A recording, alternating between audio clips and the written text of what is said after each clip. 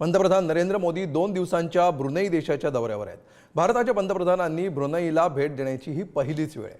कसे आहेत भारत आणि ब्रुनेईचे संबंध, काय आहेत ब्रुनेईचे सुलतान हाजी इसासन बोलाकिया यांची खासियत, पाहूया या सगळ्याविषयीचा हा स्पेशल रिपोर्ट।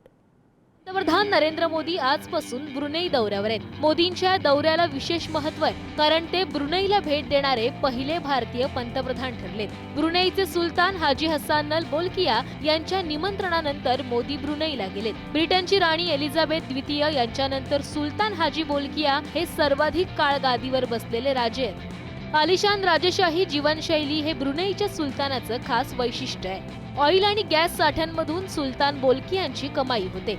त्यांच्याकडे तब्बल 30 अब्ज डॉलर्सची संपत्ती आहे। त्यामध्ये 7000 आलिशान गाड्यांचा समावेश आहे। त्यापैकी 600 रोल्स रॉयस, 450 फरारी आणि 380 बेंटली कारचा समावेश आहे।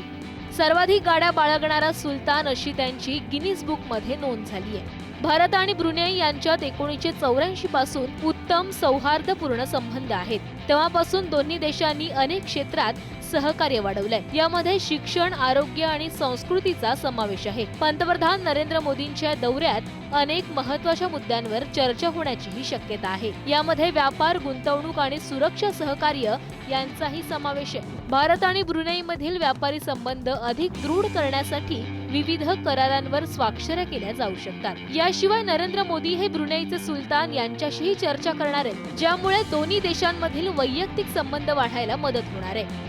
श्रद्धा शिर्के, पुढारी न्यूज।